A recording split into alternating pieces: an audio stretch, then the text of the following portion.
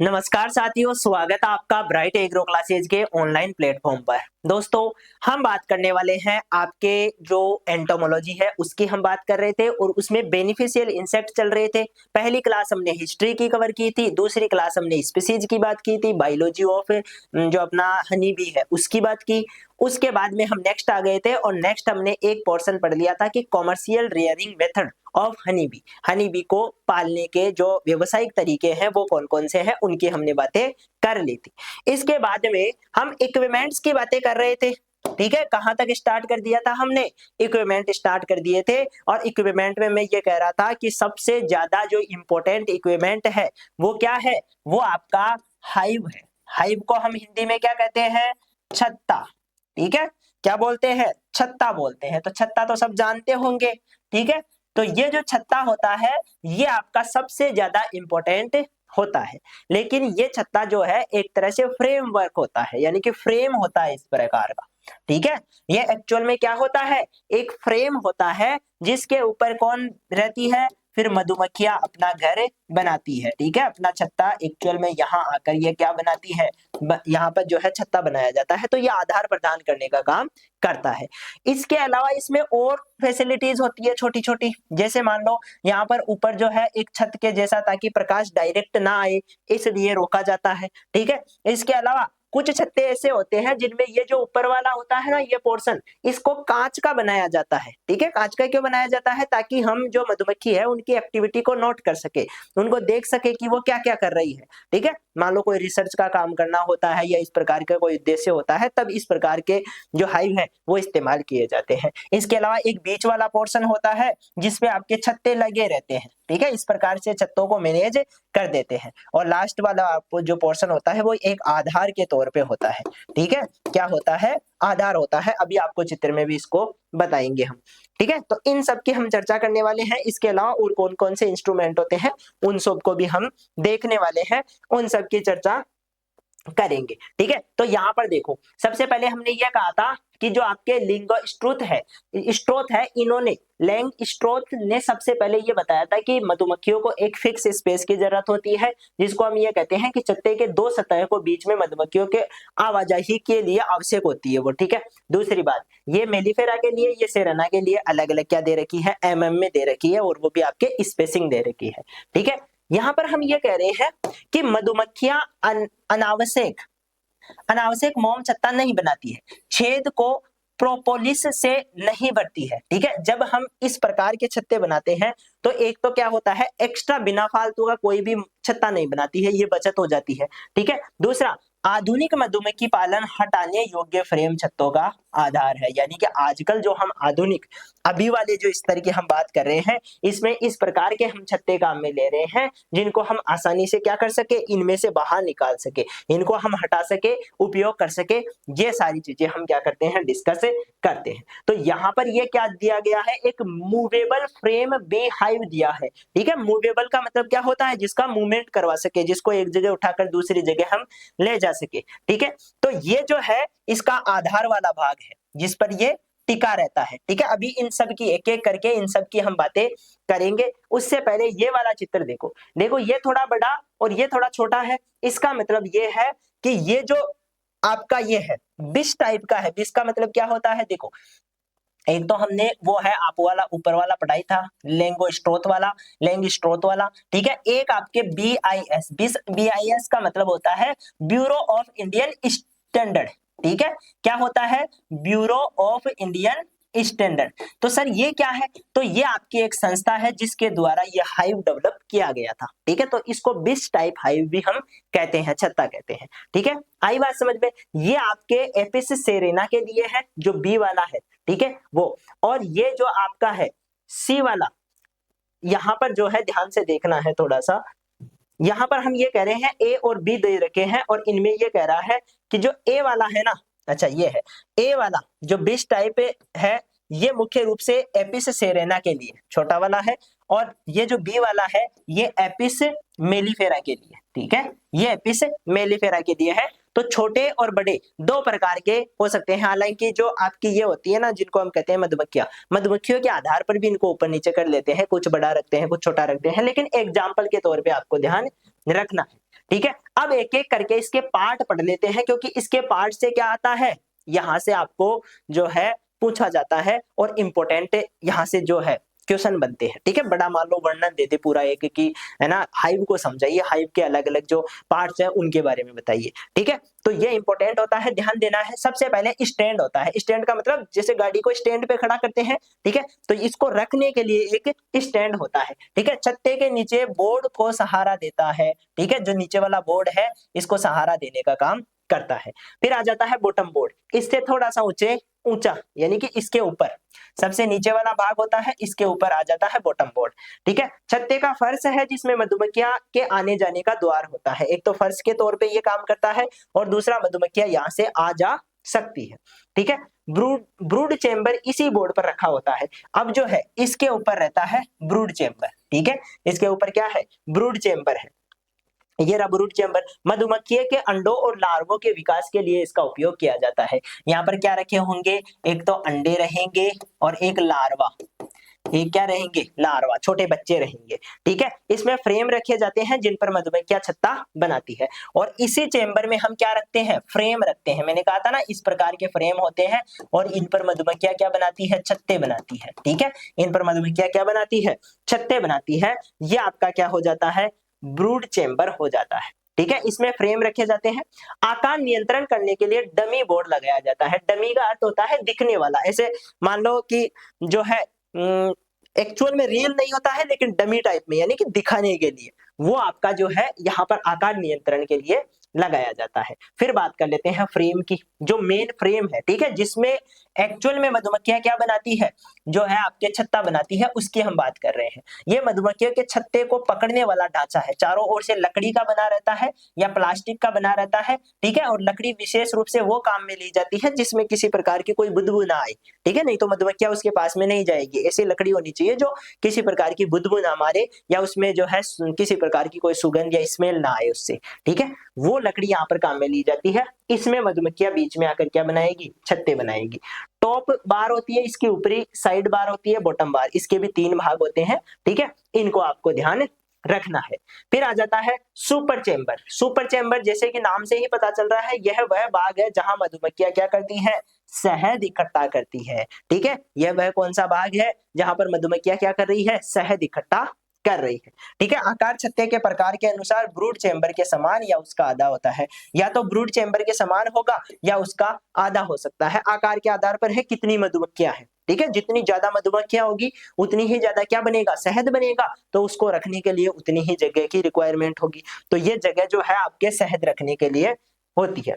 फिर आ गया inner cover, ये आपके ब्रूड और सुपर चेंबर और छत के बीच विभाजन का कार्य करता है, तीनों को बांटने का काम करता है। टॉप कवर, ऊपर वाला ढकने वाला जो भाग होता है वो टॉप कवर होता है।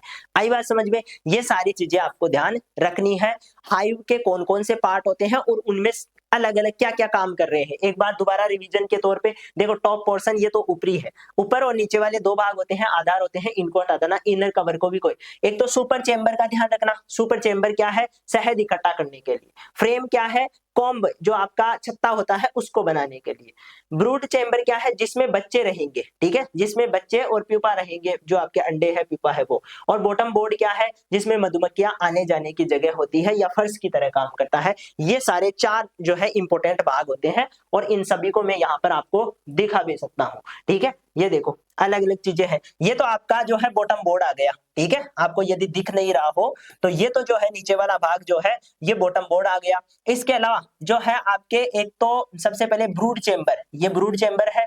ये आपका जो है सुपर फूड वाला जिसमें शहद रखा जाता है वो वाला भाग हो गया। ठीक है, इसमें आपके जो है बच्चे रहेंगे और ये बॉटम वाले भाग से मधुमक्खियां आने जाने की जगह रहती है। ठीक है, बाकी ऊपर वाले जो पोर्शन है ये टॉप पोर्शन आ गया और ये आपके वो मैनेज करने वाला भाग आ गया। इस प्रकार से ये जो तीनों चारों इंपॉर्टेंट चीजें हैं ये बीच ही बीच में होती है। ठीक है, ऊपर से और नीचे के बीच बीच में होती है, इनका आपको विशेष रूप से ध्यान रखना है। इनको फिर चारों ओर से ऐसे ढक देते हैं। ठीक है, ऐसे क्यों ढका जाता है, ताकि बाहर से कोई इंसेक्ट, अब देखो यहाँ पर ये जो छेद है ना छोटे छोटे, ये मधुमक्खियों के आने जाने की जगह है। इसी प्रकार की जगह नीचे होती है।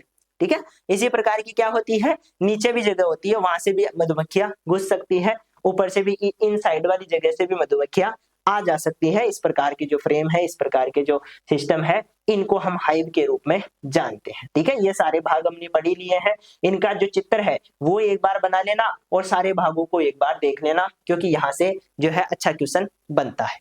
इसके बाद में आगे बढ़ते हैं। आगे बात करते हैं type of bee hive use in India.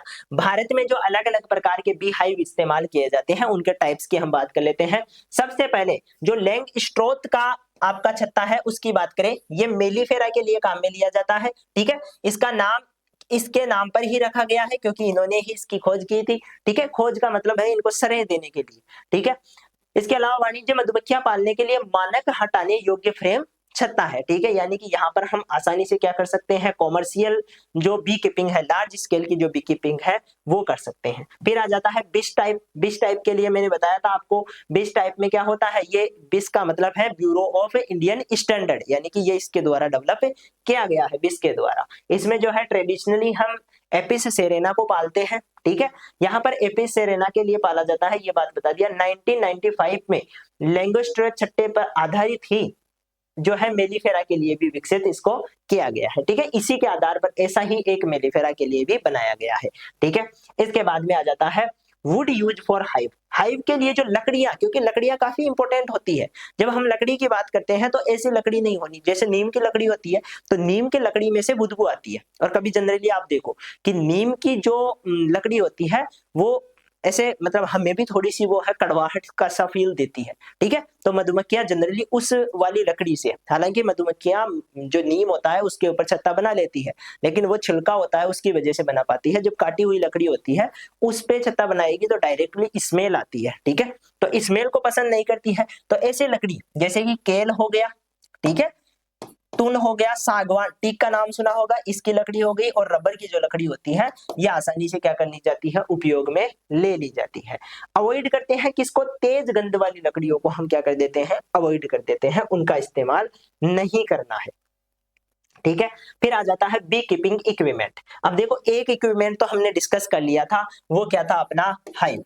ठीक है, हाइव की स्ट्रक्चर हमने देखी, हाइव में कौन कौन से इंपॉर्टेंट पार्ट होते हैं वो हमने डिस्कस किया, वो सारी बातें जान ली। अब एक एक करके जो हाइव से संबंधित और चीजें हैं उनकी हम बात करेंगे। इसके अलावा हाइव के भी जो छोटे बड़े हाइव होते हैं उनके प्रकार के, इनके सबका डिस्कशन हम करने वाले हैं। देखो न्यूक्लियर हाइव, यानी कि ये छोटा हाइव होता है 4 से 6 फ्रेम वाला। फ्रेम का मतलब हो गया, जैसे मान लो ये आपका टोटल बड़ा हाइव है। ठीक है, इस प्रकार का, ये देखो ये हाइव है।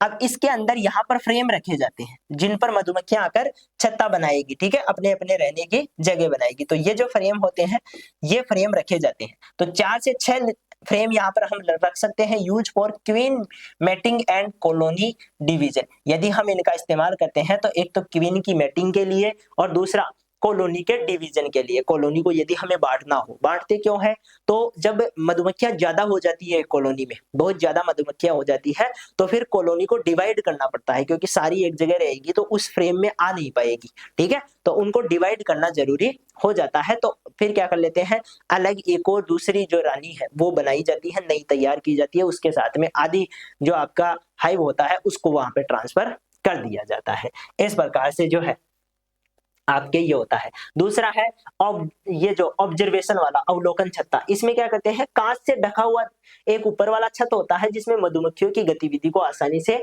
देखा जा सकता है। ठीक है, ये तो आपका न्यूक्लियर हाइव है और ये आपका ऑब्जर्वेशन वाला है। ठीक है, जिसमें हम ऑब्जर्वेशन कर पाते हैं। ये जो ऊपर वाली छत है ना दोस्तों, इसकी ये क्या है, कांच की बनी हुई है। सर कांच की बनी होने से क्या फायदा है, हम ऊपर से आराम से मधुमक्खियों को देख पाते हैं कि वो क्या क्या कर रही है। ठीक है, तो ऑब्जर्वेशन का मतलब क्या है, ऑब्जर्व करना, देखना, चीजों को समझना। तो वो ही करने के लिए हम क्या करते हैं, इस छत्ते का इस्तेमाल करते हैं। ठीक है, इसके बाद में आ जाता है कॉम्ब फाउंडेशन मिल। ये क्या है, छत्ते की प्राकृतिक कोशिका आकृति छापने के प्रयोग किया जाता है। ठीक है, यानी कि यदि इसका जो यूज हम करेंगे, छत्ते की प्राकृतिक कोशिका आकृति, कोशिका आकृति का मतलब है, जैसे मान लो मधुमक्खी का छत्ता जो है ना इस प्रकार का, जिसमें एक मधुमक्खी रहती है, इस प्रकार का होता है। आपने कभी ध्यान से देखा हो तो मधुमक्खी ऐसे षटकोणीय एक सेल बनाती है, छोटा सा छेद बनाती है जिसमें रहती है। ठीक है, तो उसकी आकृति छापने के लिए, इसकी आकृति को बनाने के लिए इसका यूज किया जाता है। बी विविल विल क्या होती है? तो ये मधुमक्खी सुरक्षा जाली होती है। चेहरे और गर्दन को मधुमक्खी के डंक से बचाने के लिए हम इसका उपयोग करते हैं। ठीक है, अभी बताएंगे ये कैसे ओढ़ा जाता है। अभी देखो चित्र से पता चल जाएगा। ये देखो, ये है ना, इसमें जाली सी है, लेकिन इस जाली से हम देख सकते हैं मधुमक्खियां अंदर नहीं आएगी। आ गई बात समझ में? तो ये चीज होती है, इसका हम आराम से यूज करते हैं जब हम क्या करते हैं, एक्सट्रैक्ट करते हैं मधुमक्खियों से, छत्ते को अलग करते हैं ना, उस टाइम पे हम इसको ओढ़ लेते हैं मुंह पे। ठीक है, हाथों में ग्लव्स ये पहन लेंगे, फिर मधुमक्खियां हमें कहीं से भी नहीं काटेगी। तो ये सिंपल क्या है, आपका वो यंत्र है जिसके द्वारा हम मधुमक्खियों के छत्ते को क्या करते हैं, अलग कर लेते हैं। ठीक है, वहां से शहद निकालने के लिए उसका इस्तेमाल करेंगे। तो इसका ऐसे टोपी हम पहनकर क्या करते हैं, काम करते हैं। ठीक है, आपने जनरली जो है यूट्यूब पे या कहीं पे देखा होगा, जब हम बी कीपिंग की थोड़ा सा भी इंफॉर्मेशन लेते हैं कहीं से, तो ये चीजें हमें दिख जाती है। ठीक है, ये चित्र में मैंने आपको बता दिया। इसके बाद में बात करते हैं अगला जो यंत्र है उसके, स्मोकर। अब जैसा कि नाम से ही पता चल रहा है, स्मोक का मतलब क्या होता है, धुआं।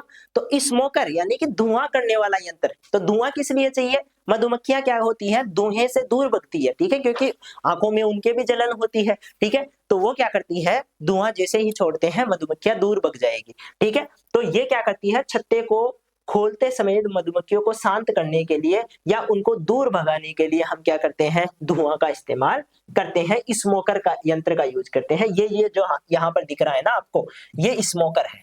ठीक है, इसमें ए वाला जो भाग है ये स्मोकर है, जो बी वाला भाग है ये अनकैप्ड नाइफ है, चाकू है। ठीक है, हाइव टूल है। इसके अलावा सी वाला जो ये है हाइव टूल है। क्वीन सेल प्रोटेक्टर यानी कि क्वीन की सेल को प्रोटेक्ट करने वाला ये डी है। ई क्वीन केज है, क्वीन को पकड़ने वाला, यदि हमें मक्खी को पकड़ना है, क्योंकि हम क्या करते हैं कभी कभी जो मधुमक्खी है, जो क्वीन है, उसको पकड़कर दूसरे छत्ते में लेकर जाते हैं ताकि मधुमक्खियां यहाँ से उड़कर वहां आ जाए और इस शहद को हम निकाल पाए। ठीक है, तो उस टाइम पे इसमें इस छोटे से यंत्र में हम क्या करते हैं, क्वीन को पकड़ लेते हैं और इसको उठाकर ले जाएंगे, तो इसके साथ में मधुमक्खियां भी क्या हो जाएगी, वहां पर चली जाएगी। ठीक है, ये जो ब्रश होती है इसके द्वारा हम क्या कर लेते हैं, मधुमक्खियों को साइड में हटाने का काम करते हैं ब्रश से। ठीक है, ताकि उनको कोई नुकसान भी ना हो।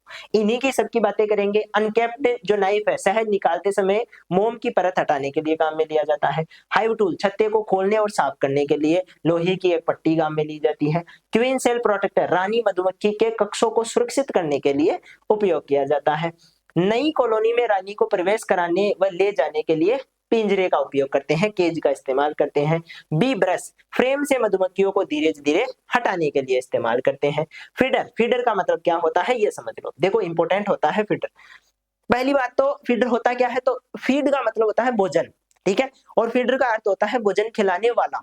ठीक है, तो जो फीडर होता है वो मधुमक्खियों में हम मुख्य रूप से कृत्रिम तौर पर भोजन देते हैं। जैसे जो बारिश है सॉरी, जो बारिश का टाइम है उसमें तो क्या होते हैं, फूल खूब लगते हैं। ठीक है, तो मधुमक्खियों को खाना मिल जाएगा। सर्दियों के टाइम पे भी कई फसलें होती हैं जिनमें आराम से फूल लगते हैं, तो वहां पे भी खाना मिल जाएगा। लेकिन गर्मियों के टाइम पे क्या होता है, एक तो बारिश नहीं होती है, एक कुछ विशेष वेराइटीज ही होती है जो ग्रो करती है और उनमें भी फूल क्या होते हैं, बहुत कम आते हैं। ठीक है, तो उस टाइम पे मधुमक्खियों के पास खाने को कम रहता है, तो उनकी खाने की पूर्ति करने के लिए अलग से हम इस प्रकार की डिब्बियों में क्या करते हैं, इस प्रकार की डिब्बियों में शहद डालकर उसमें हम क्या कर लेते हैं, उसमें हम शहद डालकर पास में रख देते हैं, जिससे मधुमक्खियां वहां से क्या कर लेती है, फीडिंग कर लेती है उस शहद को। शहद का मतलब होता है मीठा। ठीक है, शहद का मतलब यह नहीं है कि सर शहद ही तो हम बना रहे हैं और शहद ही डाल रहे हैं, ऐसा नहीं करते हैं। शहद का मतलब होता है कि चीनी का एक घोल। ठीक है, चीनी का घोल। नॉर्मली और भी चीजें होती हैं लेकिन मेनली वो चीनी का घोल ही होता है। ठीक है, तो मधुमक्खियों को शर्करा घोल देने के लिए इसका इस्तेमाल किया जाता है। एक तो स्लो फीडर होता है, एक फास्ट फीडर होता है। ठीक है, स्लो फीडर में क्या है, स्मॉल होल इन लिड प्लेस अपसाइड डाउन, यानी कि ये क्या होता है, थोड़े से छोटे छोटे होल होते हैं, तो धीरे धीरे मधुमक्खियां अपना अपना भोजन ले लेती है। ठीक है, लेकिन जो तेज वाला होता है उसके होल क्या होंगे, बड़े होंगे, और ये frame with A troth inside, यानी कि ये जल्दी से, ताकि हम क्या कर पाए, जल्दी से मधुमक्खियां जो है रस ले पाए, इसके लिए अलग से ये रखा जाता है। तो ये आपका फास्ट फीडर है।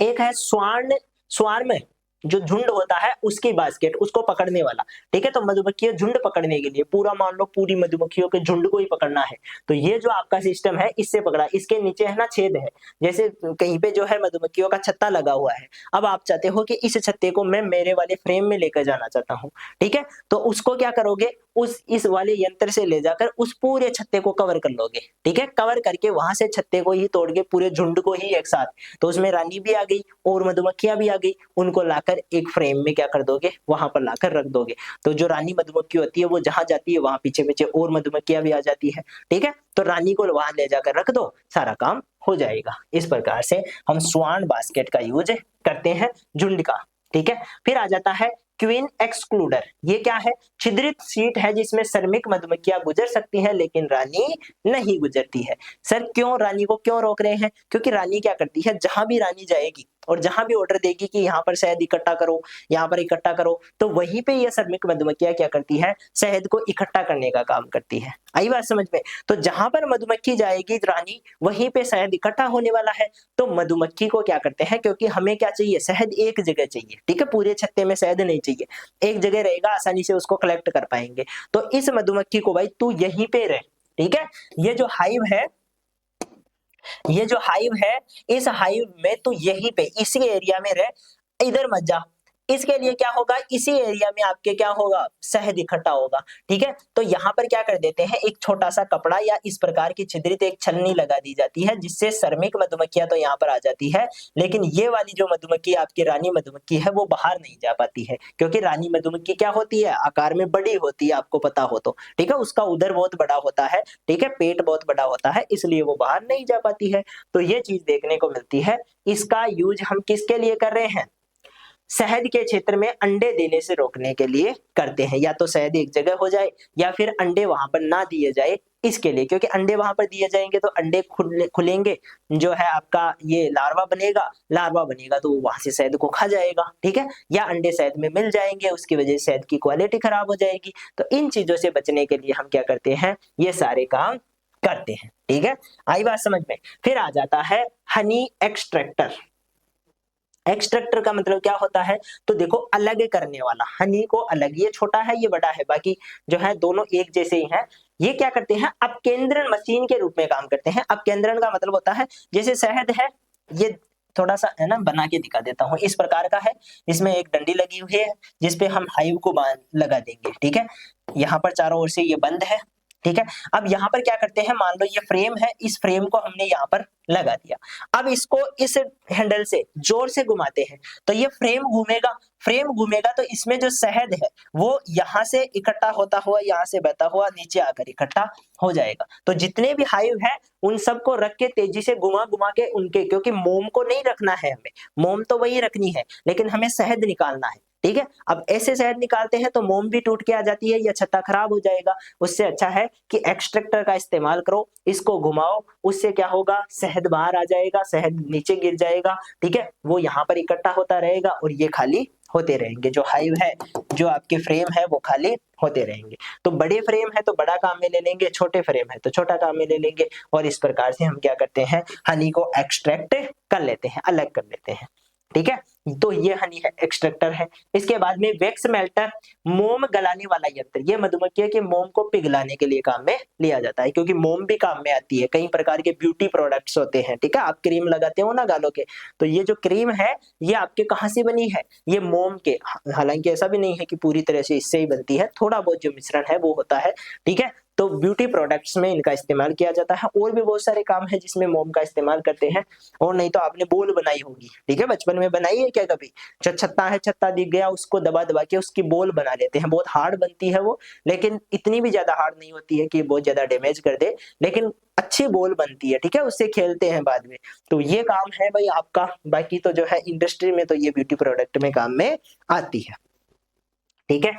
इसके बाद में आ जाता है पोलन ट्रैप, एक यंत्र और होता है लौटती हुई मधुमक्खियों से पराग इकट्ठा करने के लिए, ठीक है। मान लो मधुमक्खियां आ गई, अब मधुमक्खियां आ तो जाएगी लेकिन छत्ते में पराग कणों का कोई विशेष महत्व नहीं है, ठीक है, वहां से पोलन ले लिया, पोलन के साथ में नेक्टर ले लिया, नेक्टर ज्यादा इंपॉर्टेंट होता है, ठीक है। जो मधुमक्खी के शरीर के जो पोलन लगे हुए हैं वो ज्यादा इंपॉर्टेंट नहीं है, तो उनको अलग करने के लिए क्या करते हैं, आपका पोलन ट्रैप लगा देते हैं। ठीक है सर, पोलन अलग करते क्यों है? देखो ये जो पोलन होते हैं ना, ये काफी न्यूट्रिशन वाले होते हैं, यानी कि इनमें पोषण बहुत ज्यादा होता है। इनमें कैल्शियम, मैग्नीशियम, आयरन, ये वाले जो कंपोनेंट, बोरोन, ये वाले जो कंपोनेंट होते हैं ये बहुत ज्यादा होते हैं। ठीक है, तो इन चीजों से, क्योंकि इनको कलेक्ट करके हम दवाइयां बना पाएंगे, अलग अलग यंत्र बना पाएंगे, ठीक है, जो है इसलिए इनको कलेक्ट किया जाता है। लौटती हुई मधुमक्खियों से पराग इकट्ठा करते हैं। एपिस मेलिफेरा के लिए 4.5 से 5 mm का एक छेद रखेंगे, उसमें से गुजरेगी तो पोलन इकट्ठे हो जाएंगे। सेरेना के लिए 3.5 से 7.5 mm तक रखेंगे छेद। ठीक है, छोटा छेद रहेगा तो मधुमक्खी उसमें से अंदर जाएगी, तो ऊपर वाले जो उनके मेनली क्या होता है, जो पोलन होते हैं वो पिछले वाले टांगों के ऊपर क्या हो जाते हैं, चिपक जाते हैं, क्योंकि इनकी जो टांगे होती है ना, उनपे छोटे छोटे बाल होते हैं। ठीक है, तो पीछे वाली जो टांगे है, तीसरी जोड़ी जो टांग है, उस पे जो है आपके, ये क्या होते हैं, यहीं पे इस छेद के माध्यम से रह जाते हैं, पंखों के लगे हुए पोलन इकट्ठे हो जाते हैं वहां पर। ठीक है, तो ये आपका पोलन ट्रैप कहलाता है।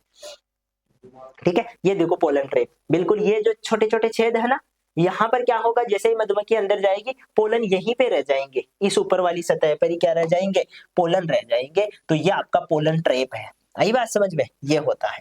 ठीक है, इसके बाद में बी एस्केप। बी एस्केप क्या होता है, इसकी भी हम बात करें। मधुमक्खियों को एक तरफा बाहर जाने की अनुमति देता है। कुछ यंत्र ऐसे होते हैं कि एक साइड से ही मधुमक्खी आ सकती है, दूसरी साइड से मधुमक्खी जा सकती है। ठीक है, उसकी अनुमति देने वाला जो यंत्र है वो आपका बी एस्केप है। ऐसा क्यों करते हैं, ताकि मधुमक्खियां आसानी से आ सके और आसानी से जा सके। ठीक है, क्योंकि इधर उधर मधुमक्खियां आएगी, भिड़ेगी। ठीक है, भिड़ेगी तो नुकसान होगा, तो मधुमक्खियां एक तरफ से आए तो जो बड़े वाले छेद होते हैं, आने वाले जो छेद होते हैं वो एक तरफ रखते हैं, और जाने वाले छेद एक तरफ रखते हैं, ताकि मधुमक्खियां उधर से ही घुसे और दूसरी तरफ से निकल जाए। और इसके लिए जो यंत्र काम में लेते हैं वो बी एस्केप होता है। ठीक है, आई बात समझ में। ये सारी चीजें आपको ध्यान रखनी है, किसमें हमने पढ़ी है, आपके जितने भी इंस्ट्रूमेंट, जितने भी इक्विपमेंट जो कि मधुमक्खी से रिलेटेड है, वो सारे हमने देख लिए हैं। इसमें हाइव सबसे इंपॉर्टेंट है, हाइव की बात हमने सबसे पहले की थी। ठीक है, और उससे रिलेटेड और सारी बातें भी हमने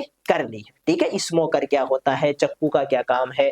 ठीक है, इसके अलावा हम कहते हैं और बहुत सारे जो है, कुछ एक्सट्रैक्टर है, इसके अलावा कुछ जो है पोलन को इकट्ठा करने वाले हैं, पोलन ट्रैप है। ठीक है, मधुमक्खी को अलग करने वाले, रानी को रखने वाले, रानी को ट्रैप करने वाले, ये सारी चीजें हमने डिस्कस कर ली है। ठीक है, और चित्र भी बनाए हैं, चित्र भी दिखाए हैं, तो सारी चीजें आपको समझ में भी आ जाएगी। अब एक और टॉपिक है जिसको हम डिस्कशन करेंगे, वो है seasonal management of honey bee. ठीक है, सीजनल मैनेजमेंट का मतलब क्या होता है, तो देखो सीजनल मैनेजमेंट का मतलब ये है कि हमारे 3 ऋतुएं, भारत की बात कर रहे हैं मुख्य रूप से, तो 3 ऋतुएं होती है। एक हमारे जो है मुख्य रूप से बारिश का सीजन आता है, एक हमारे सर्दियां होती है, और एक सीजन में हमारे बहुत ज्यादा गर्मियां चल रही होती है। नॉर्थ इंडिया की बात करें तो गर्मियां बहुत ज्यादा होती है। ठीक है, अब देखो जब सीजन की बात करें तो सर्दियों वाले सीजन में और जो बारिश वाला सीजन होता है उसमें मधुमक्खियों को आराम से खाने को मिल जाता है, पहले भी बताया मैंने आपको, लेकिन गर्मियों में नहीं मिलता है। ठीक है, इसके अलावा जो बारिश का टाइम होता है उसमें रोग फैलने के ज्यादा चांस होते हैं। ठीक है, रोग ज्यादा फैलता है। ठीक है, तो इन चीजों से बचाने के लिए, या जो प्राकृतिक शत्रु है उनसे बचाने के लिए सीजन में कैसे कैसे मैनेजमेंट किए जाते हैं, उन सब पे हम चर्चा करने वाले हैं। ठीक है, यहां से भी एक क्वेश्चन बनता है कि वर्षा ऋतु में मधुमक्खियों का मैनेजमेंट किस प्रकार से करेंगे, विंटर में कैसे करेंगे, या पूरा ही पूछ ले कि सीजनल मैनेजमेंट समझाओ। ठीक है, तो उन सारी चीजों को आपको ध्यान रखना है। अब देखो मधुमक्खी पालन में हर मौसम में उचित प्रबंधन आवश्यक होता है, विशेष रूप से गर्मी, सर्दी और वर्षा ऋतु में इसका प्रबंधन करना होता है। समर सीजन की हम बात करें तो यहाँ पर गर्मी के मौसम में तापमान बहुत अधिक है, इससे छत्ते पर नकारात्मक प्रभाव पड़ता है। ठीक है, तो करना क्या है, पहले तो प्रॉब्लम्स देख लेते हैं कि क्या क्या प्रॉब्लम आती है।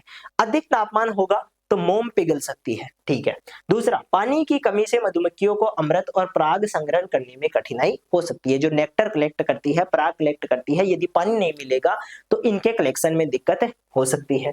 फूलों की कमी के कारण लूटपाट, रोबिंग की समस्या बढ़ सकती है। लूटपाट होती है भाई। ठीक है, इनमें मधुमक्खियों में क्या होती है, रोबिंग होती है, लूटपाट होती है। कैसे होती है, जैसे मान लो जो एक ही फूल है, ठीक है, फूलों की कमी है, तो मधुमक्खियां क्या करती है, एक फूल में ही जाकर 2-3 मधुमक्खियां झगड़ने लग जाएगी। ठीक है, मैं लूंगी, मैं लूंगी, मैं नेक्टर का इस्तेमाल करूंगी।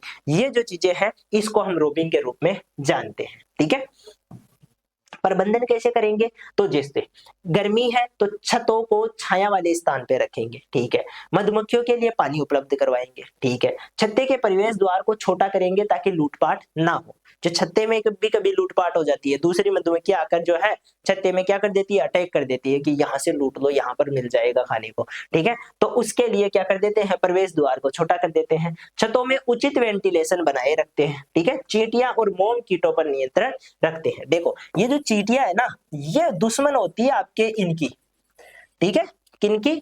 मधुमक्खियों की, क्योंकि ये क्या करती है, मीठे की ओर जाती है। आपको बताए तो चींटियां क्या होती है, मीठे को महसूस कर लेती है कि यहाँ पर मीठा है, ठीक है, उसकी ओर ही गति करती है। तो एक तो हवा का सही प्रबंध होना चाहिए, एक चींटियों को और मोम के कीटों पर नियंत्रण रखना चाहिए, ठीक है।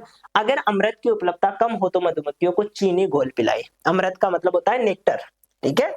यहाँ पर किसकी बात कर रहे हैं, नेक्टर, जो फूलों से प्राप्त होता है, ठीक है। यदि फूलों की कमी है, इस चीज की कमी है, तो फिर मधुमक्खियों को अलग से चीनी का घोल पिलाओ, ठीक है। अभी हम कह रहे थे ना कि जो एक होता है फीडर, होता है फीडिंग करवाने वाला, तो वो जो फीडर है उसका इस्तेमाल करके चीनी का घोल पिलाना है। दूसरा दूसरा हम मानसून की बात कर लेते हैं। देखो मानसून में कुछ अलग प्रॉब्लम्स देखने को मिलती है।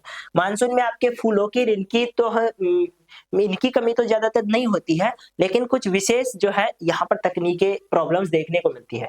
बरसात के मौसम में छत्तों में नमी बढ़ जाना, जिससे कि फफूंद का संक्रमण और कीटों का खतरा क्या हो जाता है, बढ़ जाता है।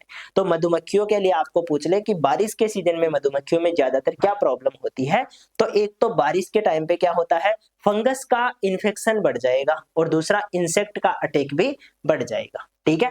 यहाँ पर अत्यधिक नमी के कारण फफूंद संक्रमण, छत्तों पर पानी भरने से कॉलोनी नष्ट हो जाना, फूलों की कमी के कारण मधुमक्खियों को भोजन मिलने में कठिनाई होती है। फूल कम हो सकते हैं, ठीक है। मान लो कोई विशेष मौसम है, बहुत ज्यादा बारिश हो रही है, तो फूल क्या होते हैं, जल्दी ही जड़ जाते हैं, उनमें नेक्टर नहीं रहता है। तो इस कंडीशन में जो है आपके कमी हो सकती है।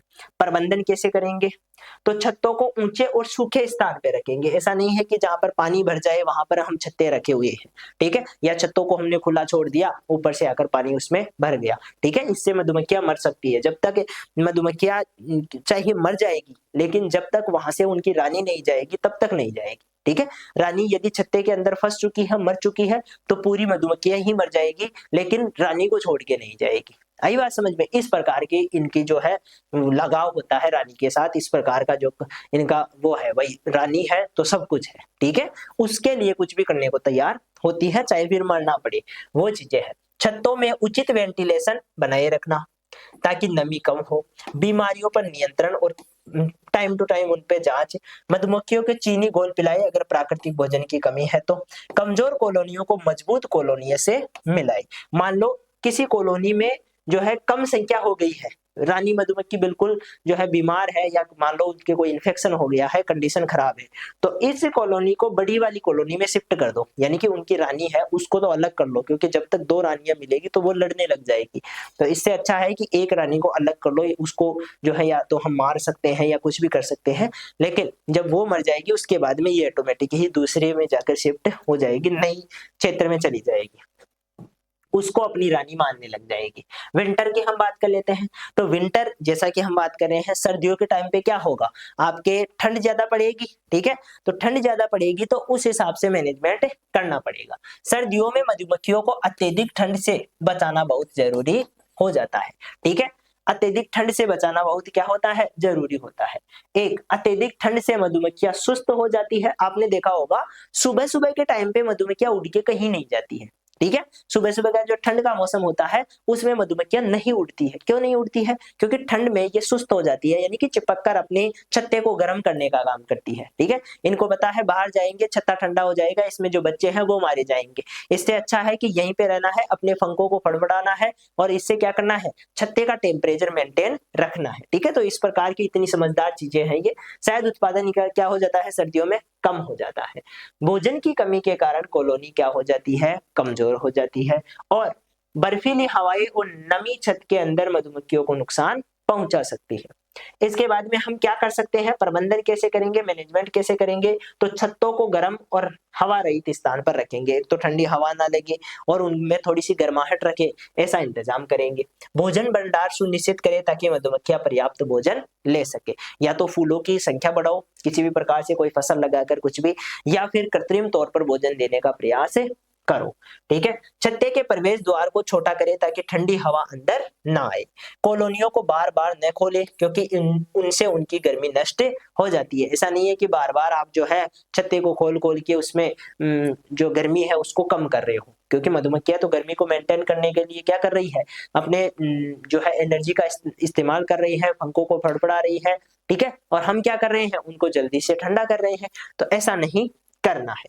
अगर भोजन की कमी हो तो मधुमक्खियों को चीनी कैंडी या गुड़ का घोल पिला सकते हैं। ठीक है, ये आपको ध्यान रखना है। तो इस प्रकार से हम क्या करते हैं, सीजनल मैनेजमेंट भी करते हैं। इसी प्रकार से जो है आपके इक्विपमेंट की हमने बातें की, और इससे पहले वाली जो हमारी क्लास थी उसमें हमने मेथड्स की बात की थी, जो आपके मॉडर्न मेथड है उनकी हमने बात की थी। इसके अलावा जो ट्रेडिशनल मेथड है उनकी बातें की। ठीक है, एपियरी की बातें की थी। तो ये सारी चीजें यहाँ पर कवर हो जाती है। ठीक है, 3 टॉपिक थे, तीनों को हमने क्या कर लिया है, यहाँ पर कवर कर लिया है। ठीक है, अब मिलेंगे हम नेक्स्ट क्लास में, तब तक के लिए धन्यवाद।